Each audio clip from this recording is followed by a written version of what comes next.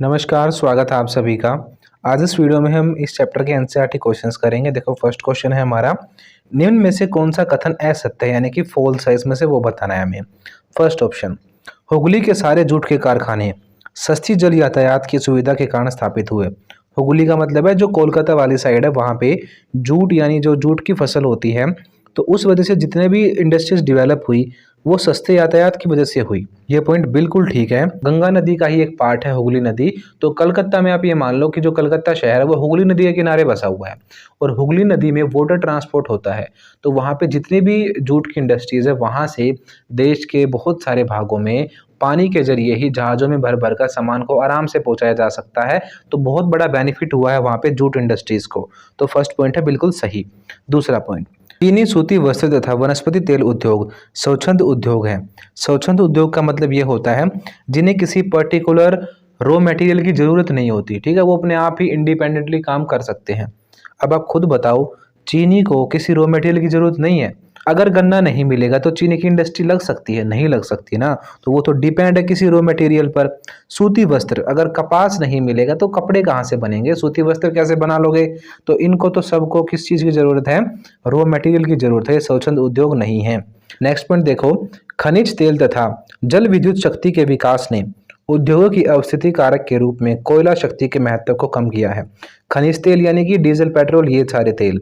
जल विद्युत यानी कि पानी से जो बिजली बनाई गई है वो। तो बिजली के आने से और ये फ्यूल आने से क्या हुआ है, कोयले का यूज कम हो गया है। ये लिखा है थर्ड पॉइंट में, ये बात तो बिल्कुल सही है भाई, कम हो गया है। पहले चीजें कोयले से जो चलती थी आजकल वो फ्यूल से या इलेक्ट्रिसिटी से चलती हैं। फोर्थ पॉइंट है, पत्तन नगरों ने भारत में उद्योगों को आकर्षित किया है, यानी जो पोर्ट वाला एरिया है, समुद्री किनारे जो बंदरगाह बने हुए हैं उस एरिया में व्यापार जो है वो डेवलप हुआ है। बिल्कुल सही बात है ये कि सबसे मेन रोल निभाते हैं हमारे पत्तन यानी कि पोर्ट किस चीज़ में, व्यापार में, उद्योगों को डेवलप करने में। तो पहला, तीसरा और चौथा तीनों पॉइंट सही है। दूसरा पॉइंट गलत है क्योंकि चीनी, सूती वस्त्र और वनस्पति तेल के जो उद्योग है वो स्वच्छंद उद्योग नहीं है, इंडिपेंडेंट उद्योग वो नहीं है, वो किसी दूसरी इंडस्ट्री पर डिपेंड है। अगर उन्हें रॉ मटेरियल नहीं मिलेगा तो ये इंडस्ट्रीज बंद हो जाएंगी। अगर गन्ना नहीं मिलेगा तो चीनी नहीं बन सकती, अगर कपास नहीं मिलेगा तो कपड़े नहीं बन सकते। अब देखो सेकंड क्वेश्चन, निम्न में से कौन सी एक अर्थव्यवस्था में उत्पादन का स्वामित्व व्यक्तिगत होता है? व्यक्तिगत मतलब पर्सनल होता है। तो जो जो ये इकोनॉमिक मॉडल बताए हैं नीचे तीन, इनमें से किस में जो है जो आदमी है उनका खुद का अधिकार होता है इंडस्ट्रीज वगैरह पे?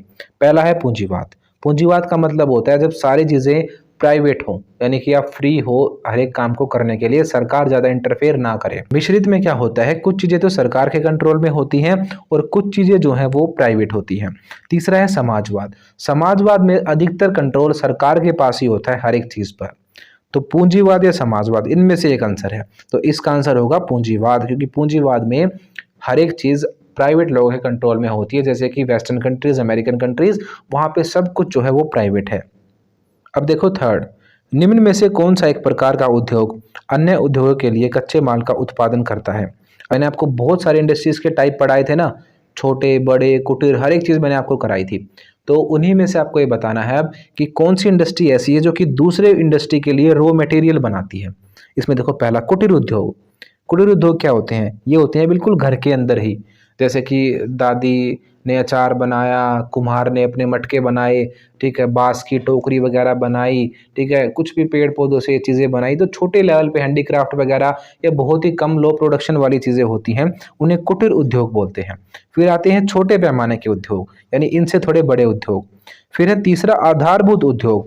आधारभूत उद्योग वे होते हैं जहाँ पे हैवी मटेरियल तैयार होता है, यानी रॉ मटेरियल तैयार होता है।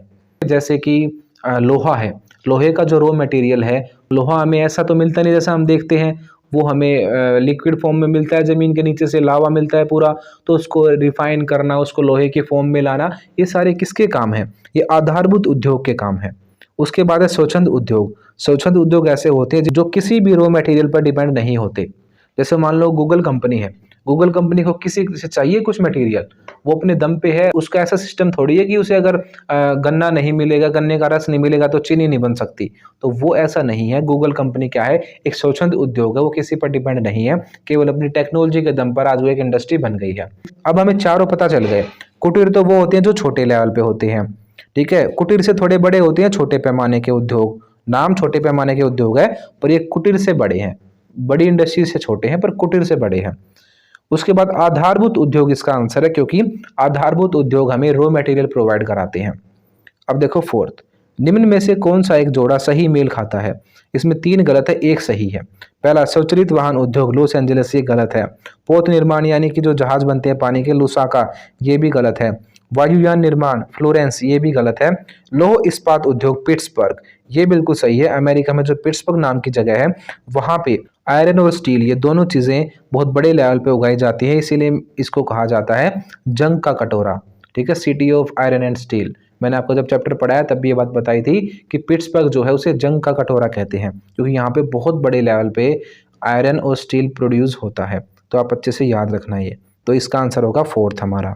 अब देख लो आप नेक्स्ट क्वेश्चन, उच्च प्रौद्योगिकी उद्योग क्या है, यानी कि हाई टेक्नोलॉजी इंडस्ट्रीज़ क्या क्या हैं। देखो, जहाँ पे नए नए इनोवेशन होते हैं, जो नई टाइप की इंडस्ट्रीज़ है, जैसे कि इंजीनियरिंग वाली, साइंस की फील्ड में, टेक्नोलॉजी की फील्ड में, उन इंडस्ट्रीज़ को कहते हैं हाई टेक इंडस्ट्रीज़। उच्च प्रौद्योगिकी उद्योगों का विकास उन्नत वैज्ञानिक एवं इंजीनियरिंग उत्पादकों का निर्माण गहन शोध व विकास के प्रयोग द्वारा किया जाता है। गहन शोध का मतलब है रिसर्च। ठीक है, तो नई नई साइंटिफिक चीज़ों को लेकर, नई नई रिसर्चों को लेकर इस टाइप की चीज़ें बनाई जाती हैं और ये उद्योग इसी पर डिपेंड है। इसे R&D भी कहते हैं, यानी कि रिसर्च और डेवलपमेंट। ठीक है, R&D। उच्च प्रौद्योगिकी उद्योग में यंत्र मानव, यानी जो रोबोट्स होते हैं उन्हें यंत्र मानव बोलते हैं। कंप्यूटर आधारित डिज़ाइन, ऑटोमेटिक चीज़ें सारी, धातु पिघलाने एवं शोधन के इलेक्ट्रॉनिक नियंत्रण व रासायनिक उत्पाद प्रमुख स्थान रखते हैं। यानी कि सारा का सारा कंप्यूटराइज सिस्टम होता है, ऑटोमेटिक सिस्टम होता है, बड़ी बड़ी मशीनें होती हैं, चाहे उसमें धातु पिघलाने की हो, कोई डिज़ाइन बनाने की हो, सब कुछ क्या होता है, कंप्यूटर ऑपरेटेड होता है। तो उन्हें बोलते हैं हम हाईटेक इंडस्ट्रीज़। जैसे कि अगर कार बनाने की इंडस्ट्री भी आप देखो, आजकल कार बनाने में भी आर्टिफिशियल इंटेलिजेंस वाली मशीनों का यूज़ हो रहा है। ऑटोमेटिकली सारा डिज़ाइन तैयार हो जाता है, सब कुछ हो जाता है, मोल्डिंग वगैरह जो कुछ भी होता है वो सब कुछ हो जाता है। तो आजकल की इंडस्ट्रीज़ कैसी हो रही हैं, हाई टेक इंडस्ट्रीज़ हो रही हैं। ठीक है, मेनली इसमें इनोवेशन से जुड़ी हुई, साइंस से जुड़ी हुई, ठीक है, और नई नई रिसर्च से जुड़ी हुई इंडस्ट्रीज़ होती हैं।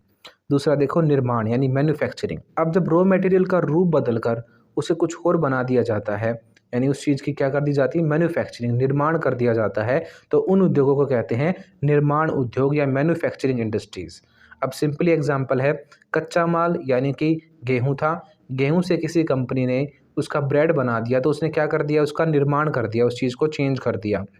ठीक है, तो वो क्या बन गई, निर्माण वाली इंडस्ट्री बन गई। जैसे लोहे से अगर किसी चीज़ को हम बदल दें तो वो क्या है, निर्माण वाली इंडस्ट्री है वो। अगर हमने कपास से धागा बनाया और धागे से कपड़े बनाए, वो निर्माण किया है हमने, चीज़ का मैन्युफैक्चरिंग की है। तो ऐसी बहुत सारी इंडस्ट्रीज है जो क्या कर देती हैं, रॉ मटेरियल का रूप बदल के उनकी मैन्युफैक्चरिंग कर देती है। दूसरा क्वेश्चन हमारा यही था कि निर्माण उद्योग क्या है। कच्चे माल का मशीनों की सहायता से रूप बदलकर अधिक उपयोगी तैयार माल प्राप्त करने की क्रिया को निर्माण उद्योग कहते हैं। वही सिंपल सी बात है कि रॉ मटेरियल को मशीनों के द्वारा उसका रूप बदल देते हैं, उसको तैयार माल की तरह हम तैयार कर देते हैं, और इस प्रोसेस को कहते हैं निर्माण उद्योग। यह मनुष्य का एक सहायक व गौण या द्वितीयक व्यवसाय है। सिंपल सी बात है, ये क्या है, द्वितीयक एक्टिविटी है, ये सेकेंडरी एक्टिविटी है ये। इसलिए निर्माण उद्योग में जिस वस्तु का रूप बदला जाता है वह वस्तु अधिक उपयोगी हो जाती है तथा निर्माण द्वारा उस पदार्थ की मूल्य वृद्धि हो जाती है। यानी कि जो चीज़ रॉ मटेरियल थी वो बहुत इंपॉर्टेंट होती है इसमें। ठीक है, जैसे अगर गन्ना मिलेगा तभी चीनी बन पाएगी, अगर कपास मिलेगा तभी जाके कपड़े बन पाएंगे। ठीक है, पर इसमें होता क्या है, मैन्युफैक्चरिंग करके उस चीज़ का रेट बढ़ा दिया जाता है। जैसे जिस रेट में कपास आता है उस रेट में कपड़े थोड़ी आते हैं, तो उसकी मैन्युफैक्चरिंग की गई है, अलग अलग टाइप के कपड़े बनाए गए हैं और इससे मूल्य वृद्धि होती है। मूल्य वृद्धि लिखा है ना, यानी कि रेट बढ़ जाता है चीज़ का। जैसे लकड़ी से लुगदी तथा कागज बनाया जाता है। अब लकड़ी से कागज बनता है तो कागज का रेट हाई है। कपास से धागा और कपड़ा बनाया जाता है। ठीक है भाई, कपास से जो कपड़ा बनता है उसका रेट हाई है। खनिज लोहे से इस्पात, यानी कि जो आयरन ओर होता है, बिल्कुल प्योर लोहा होता है, उससे स्टील बनाया जाता है। इस्पात का मतलब होता है स्टील। स्टील महंगा हो जाता है लोहे से क्योंकि उसमें बहुत सारी चीज़ें ऐड करके उसे बनाया है। तथा कल पुर्जे बनाए जाते हैं। कल पुर्जे मतलब पार्ट बनाए जाते हैं मशीनरी के अलग अलग। तो कल पुर्जे जो बनते हैं वो भी महंगे बिकते हैं, और लोहे को स्टील बनाया जाता है वो चीज़ भी महंगी बिकती है। तो ये सारी की सारी चीज़ मैन्युफैक्चरिंग इंडस्ट्रीज़ में होती हैं। तो मैन्युफैक्चरिंग में क्या हो जाता है, रॉ मटेरियल का रूप बदल देते हैं और उसका मूल्य बढ़ जाता है। अब देख लो अगला है हमारा स्वच्छंद उद्योग क्या है, इंग्लिश में बोलते हैं फुटलूज इंडस्ट्रीज। विगत कुछ दशकों में उच्च प्रौद्योगिकी क्रियाओं का तीव्रता से विस्तार हो रहा है। प्रौद्योगिक का मतलब होता है टेक्नोलॉजी, ठीक है। तो प्रौद्योगिकी जो वर्ड है इसका मतलब होता है टेक्नोलॉजी, यानी नई नई चीज़ों का आना, नए नए आविष्कारों का होना, ठीक है। तो जो आज के टाइम पे नई नई इंडस्ट्रीज सेटअप हो रही हैं जो कि ज़्यादा रॉ मटेरियल वगैरह पर डिपेंड नहीं रहती, मॉडर्न इंडस्ट्रीज़ हैं जैसे कि इंटरनेट वाली, कंप्यूटर वाली, ये सारी इंडस्ट्री भी क्या है हमारी नई इंडस्ट्रीज में आती है। अत्यंत परिष्कृत उत्पादों को विकसित करने में वैज्ञानिक शोध व विकास का बहुत योगदान है। तो बिल्कुल हाई चीज़ें हैं जो आज के टाइम की, उसमें साइंटिफिक रिसर्च का बहुत बड़ा रोल है। ये उद्योग अपने उत्पादों को बाजार की मांग के अनुरूप बड़ी तेजी से सुधारते रहते हैं तथा उच्च कुशलता प्राप्त श्रमिकों की भर्ती करते हैं। इन्हें नॉलेजेबल वर्कर चाहिए होते हैं अपने लिए, बाजार की मांग के अनुरूप चीज़ों को ढाल लेते हैं। ऐसे उद्योगों को स्वच्छंद उद्योग कहते हैं क्योंकि वे अवस्थिति का चुनाव करने में अपेक्षाकृत स्वतंत्र होते हैं। स्वच्छंद होते हैं, वो किसी पर डिपेंड नहीं होते, अपने हिसाब से वो सारे काम करते हैं। अब देखो नेक्स्ट क्वेश्चन, बहुत ही इंपॉर्टेंट क्वेश्चन है ये, क्योंकि चैप्टर का मेन सार यही है पूरा का पूरा, ठीक है। जो भी हम चैप्टर पढ़ रहे हैं अभी फ़िलहाल, उन चैप्टर में हमने प्राथमिक क्रियाएं, द्वितीय क्रियाएं यही तो पढ़ा है। तो आपसे पक्का पूछ सकते हैं कि भाई अंतर बताओ प्राथमिक में, द्वितीयक में और तृतीयक में। जब हम नेक्स्ट चैप्टर पढ़ेंगे तो हमें थर्ड वाली एक्टिविटीज़ भी पता चल जाएंगी, ठीक है। तो इसमें हमें डिफरेंस बताना है प्राथमिक और सेकेंडरी में। अब प्राथमिक में क्या है देखो, जब हम नेचर से जुड़ी हुई सारी चीज़ें करते हैं तो उसे कहते हैं प्राथमिक गतिविधि। जैसे कि खेती करना, पशुपालन करना, ये सब क्या है, प्राथमिक एक्टिविटी है। देखो इसमें क्या लिखा है, जब प्राकृतिक साधनों से प्रयोग की जाने वाली वस्तुएं सीधे रूप से पर्यावरण से प्राप्त हो तो उन क्रियाओं को प्राथमिक क्रियाएं कहते हैं। डायरेक्ट अगर हम नेचर से लेते हैं तो वो क्या है, प्राथमिक क्रियाएं हैं। इनमें संग्रहण, संग्रहण का मतलब है इकट्ठा करना चीज़ों को, जैसे कि शहद को इकट्ठा करना, फलों को इकट्ठा करना, पेड़ पौधों से जो भी चीज़ें मिलती हैं उनको इकट्ठा करना, लकड़ी वगैरह सब कुछ, तो वो क्या है, संग्रहण है। आखेट यानी कि शिकार करना, ये भी तो डायरेक्ट नेचर से हो रहा है, नेचुरल चीज़ है, उसको आप अगर मार रहे हो, उसे खा रहे हो या बेच रहे हो तो वो क्या है, आखेट है। मत्स्य, मछली पालना, मछली पाल रहे हो आप, सिंपल नेचुरल चीज़ है, उसमें कुछ आपने फेरबदल थोड़ी कर दिया। अगर आप मछली को फ्राई करके उसमें अलग अलग डिशेस बना के उसे रेस्टोरेंट में बेच रहे हो तो वो है दूसरी चीज़, तो वो आएगा सेकेंडरी में। पर ये क्या है हमारा, ये फर्स्ट में है, हम मछली पालन कर रहे हैं। वानिकी यानी कि वही फल फूल सब्जियां ये चीज़ें उगाना, बागबानी करना।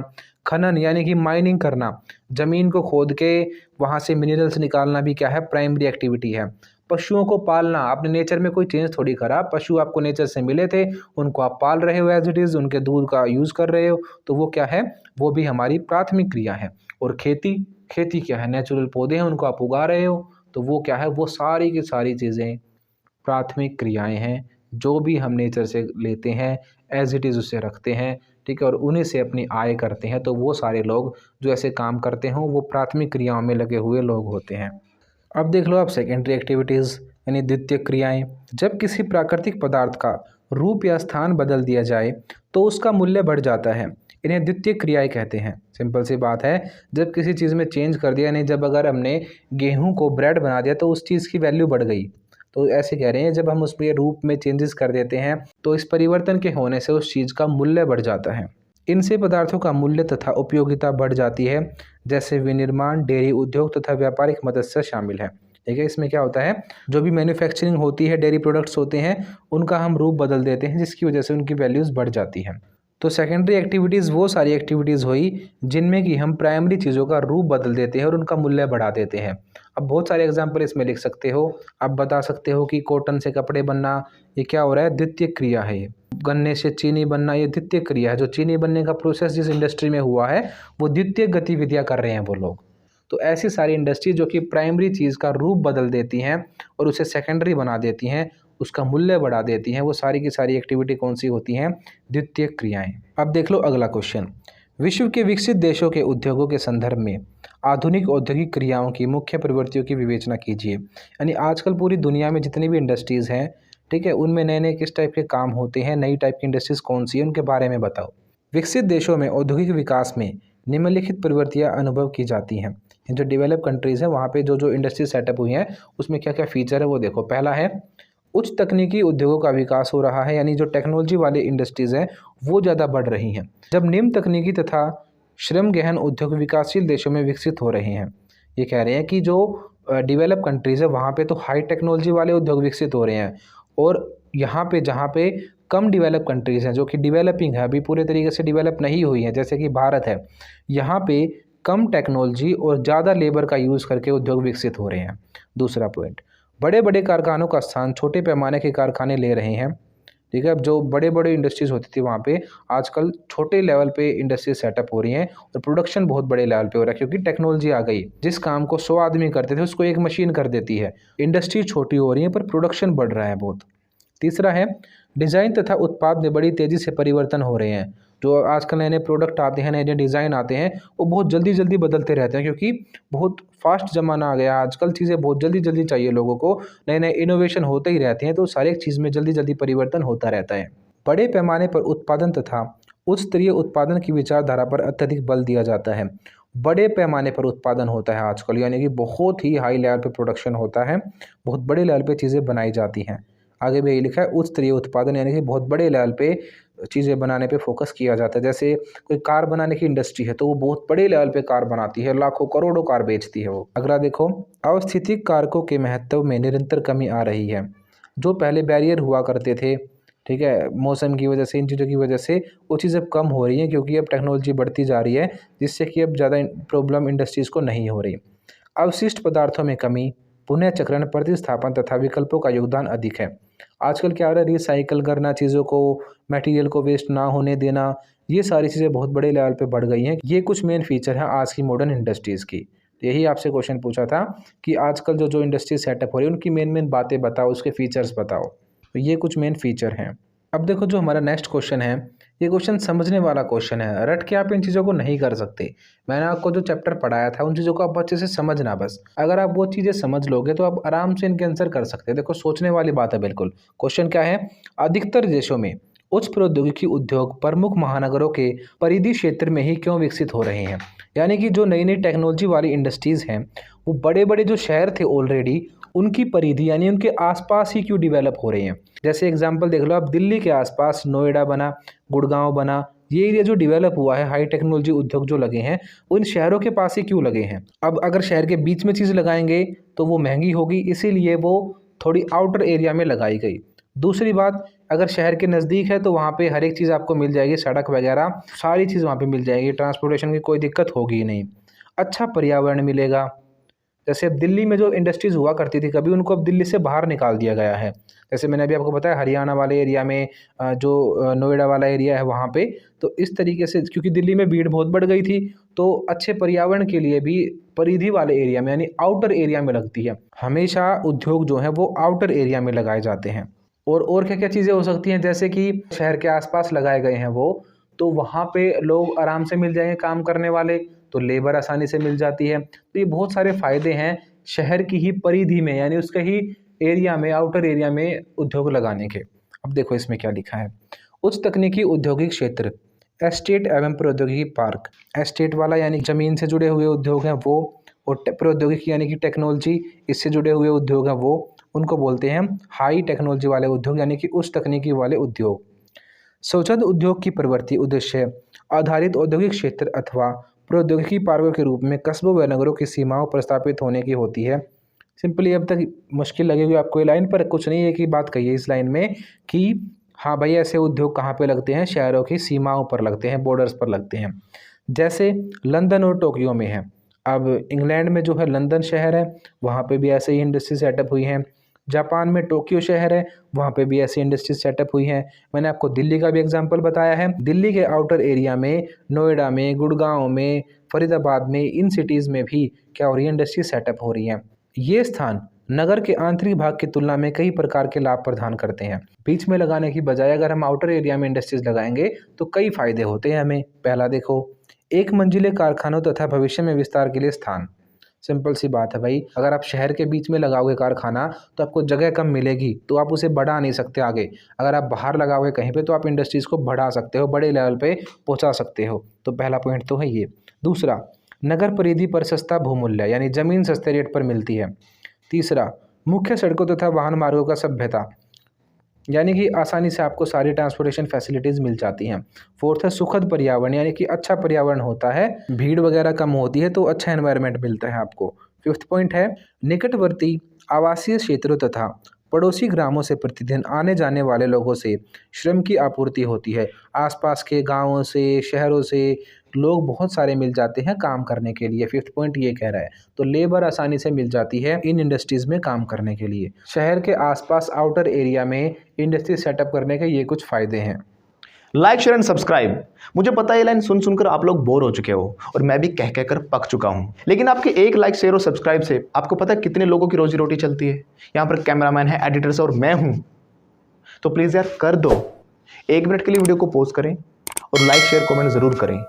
ये मत सोचना कि कोई और करेगा, वो भी ये सोचते हो निकल जाते हैं। तो प्लीज़ अभी कर दीजिए, कर दो प्लीज़। अब देखो नेक्स्ट क्वेश्चन। देखो आपको क्वेश्चन की लैंग्वेज मुश्किल लग सकती है, मुझे पता है आजकल के बच्चे हिंदी भाषा ही भूलते जा रहे हैं, तो कई मुश्किल से वर्ड आते हैं, उन्हें क्वेश्चन ही समझ नहीं आता। तो इसका बिल्कुल सिंपल तरीका ये होता है कि आप उस वर्ड को ही हटा दो जो आपको समझ में नहीं आ रहा, उसको हटा के पढ़ लेना, आप तब भी सेंस निकाल लोगे क्वेश्चन की। जैसे देखो क्वेश्चन क्या है, अफ्रीका के अपरिमित प्राकृतिक संसाधन हैं, फिर भी औद्योगिक दृष्टि से यह बहुत पिछड़ा महाद्वीप है, समीक्षा कीजिए। अब आपको मुश्किल लगा हुआ क्वेश्चन, अपरिमित क्या है ये सोच रहे होगे आप। अब आपको नहीं पता, मान लो अपरिमित को ही हटा दो आप। अब फिर पढ़ो इस क्वेश्चन को, अफ्रीका के प्राकृतिक संसाधन है पर फिर भी औद्योगिक दृष्टि से यह पिछड़ा हुआ है। ये बात तो आप समझ गए कि यहाँ पे बहुत सारे संसाधन है, ये बात हो रही है, पर फिर भी इंडस्ट्रियल चीज़ों में ये बहुत पिछड़ा हुआ महाद्वीप है अफ्रीका जो है। तो यही आपसे पूछा है बस। अपरिमित का मतलब होता है बहुत बड़े लेवल पे, बहुत ही ज़्यादा वहाँ पे नेचुरल रिसोर्सेज मिलते हैं, फिर भी वहाँ पे इंडस्ट्रीज़ बहुत कम है, ये कह रहे हैं। तो इस बात को बताना है अब आपको। तो जब भी आप किसी क्वेश्चन में फंस जाओ, आपको क्वेश्चन समझ में ना आए, तो मुश्किल मुश्किल वर्ड को हटा के फिर पढ़ लेना, फिर भी आपकी सेंस निकल जाएगी उस क्वेश्चन की। अब आंसर देखो इसका, अफ्रीका महाद्वीप संभाव्य जल विद्युत तथा खनिज संसाधनों में बहुत धनी है। यानी यहाँ पे बहुत सारे संसाधन हैं ऐसे, जैसे कि पानी से बिजली बनाई जा सकती है, बहुत सारे मिनरल्स मिलते हैं यहाँ पे। यहाँ विश्व की संभावित जल विद्युत शक्ति का 40% भाग है, परंतु केवल 1% ही विकसित है। यहाँ पर लगभग पूरे संसार में जितनी भी बिजली बनती है ना पानी से, उसका लगभग 40% भाग बन सकता है, पर यूज़ में केवल आज के टाइम पे 1% ही है, क्योंकि यहाँ पे क्या है, पैसा नहीं है, इंडस्ट्रीज़ नहीं है, चीज़ों को डेवलप नहीं कर पा रहे लोग। इसका मुख्य कारण प्रौद्योगिकी की कमी तथा लोगों की निम्न क्रय शक्ति है। यानी कि यहाँ पे लोगों के पास पैसा नहीं है और यहाँ पे टेक्नोलॉजी नहीं है। प्रौद्योगिकी का मतलब है टेक्नोलॉजी। अफ्रीका में खनिज भंडार अपरिमित है, यानी कि बहुत सारे हैं, बहुत बड़े लेवल पे यहाँ पर मिनरल्स मिलते हैं, परंतु इनका प्रयोग नहीं हो रहा क्योंकि यहाँ उद्योग ही नहीं है। ठीक है, यहाँ उद्योगों की कमी है। किसी भी संसाधन का जब तक प्रयोग न हो वह संसाधन नहीं कहलाता। अब सिंपल सी बात है, आप मान लो आपके आसपास लोहा है बहुत ज़्यादा, आपके पास उस लोहे को रिफाइन करने के लिए ना तो इंडस्ट्रीज़ है ना पैसा है, तो क्या यूज़ का लोहा है वो। ठीक है, तो संसाधन तब तक संसाधन नहीं कहलाता जब तक उसे आप संसाधन बना नहीं दो। तो अफ्रीका में यही प्रॉब्लम है, वहाँ पे पैसा नहीं है, इंडस्ट्रीज़ नहीं है, ठीक है, डेवलप वो नहीं है एरिया। वहाँ पे रिसोर्सेज तो बहुत हैं, बहुत बड़ा महाद्वीप है अफ्रीका, पर वहाँ पे गरीबी भी बहुत है, ठीक है, और बिल्कुल भी डेवलपमेंट नहीं है वहाँ पे। इसलिए अफ्रीका अभी तक एक पिछड़ा हुआ महाद्वीप है। इसीलिए अफ्रीका क्या है, आज तक एक पिछड़ा हुआ महाद्वीप है। सोने की भी बहुत सारी खानें हैं अफ्रीका में। ठीक है, तो अफ्रीका जो है वहाँ पे नेचुरल रिसोर्सेज की कमी नहीं है, पर पैसे की कमी है, इंडस्ट्रीज़ की कमी है और टेक्नोलॉजी की कमी है। इन तीनों चीज़ों की कमी है वहाँ पे। यही बातें आपको इसमें बतानी थी। तो ये थे हमारे कुछ एनसीईआरटी क्वेश्चंस। देखो मैंने आपको इस चैनल पे आपका सारा तो सिलेबस कराया है, उसके बाद एनसीईआरटी क्वेश्चन कराए हैं, इंपॉर्टेंट क्वेश्चन कराए हैं, जितने भी आपके क्वेश्चन बन सकते हैं ना, चाहे वो प्रीवियस ईयर हों, चाहे एनसीईआरटी वाले हों, जो भी आपके चैप्टर से इंपॉर्टेंट होते हैं, मैंने सभी वो क्वेश्चन कराए हैं, क्योंकि मैंने टारगेट बना लिया कि आपको अब की बार टॉप करवाना है। मेरे को बहुत अच्छे मार्क्स आपको दिलवाने हैं, आप बस मेहनत करना, मेरे साथ ऐसे ही लगे रहना। और अगर आपको मेरी ये मेहनत थोड़ी सी भी पसंद आई है तो आप वीडियोस को लाइक ज़रूर करना और हर वीडियो पे कमेंट ज़रूर करना। ठीक है, कमेंट करके हमें बताना कि आपको वीडियो कैसी लगी है। आपके एक कमेंट से हमें बहुत मोटिवेशन मिलता है, तो आप कमेंट करके ज़रूर बताना कि आपके लिए हेल्पफुल थी या नहीं थी। हमें कमेंट ज़रूर करना, वीडियोज़ को लाइक करना और अपने दोस्तों तक इनको शेयर भी करना। अगर आपको ज्योग्राफी के हैंड रिटन नोट्स पीडीएफ चाहिए तो हमें इस नंबर पर व्हाट्सएप करें। आपको सिंपली इस पर 12th ज्योग्राफी नोट्स लिख के मैसेज सेंड करना है। आपको नोट्स बहुत ही नॉमिनल प्राइजेस पर मिल जाएंगे। अगर आप अदर सब्जेक्ट्स के भी चाहते हैं तो आपको 12th लिख के आगे वो सब्जेक्ट मेंशन करना है। जैसे आपको हिस्ट्री की चाहिए तो 12th हिस्ट्री नोट्स, पॉलिटिकल की चाहिए तो 12 पॉलिटिकल नोट्स लिख के मैसेज सेंड करना है। And other details you will get on WhatsApp. Thank you. Like share and subscribe. मुझे पता है ये लाइन सुन सुनकर आप लोग बोर हो चुके हो और मैं भी कह कहकर पक चुका हूं, लेकिन आपके एक लाइक शेयर और सब्सक्राइब से आपको पता है कितने लोगों की रोजी रोटी चलती है। यहाँ पर कैमरामैन है, एडिटर्स और मैं हूं, तो प्लीज़ यार कर दो। 1 मिनट के लिए वीडियो को पॉज करें और लाइक शेयर कमेंट ज़रूर करें। ये मत सोचना कि कोई और करेगा, वो भी ये सोचते हो निकल जाते हैं। तो प्लीज़ अभी कर दीजिए, कर दो प्लीज़।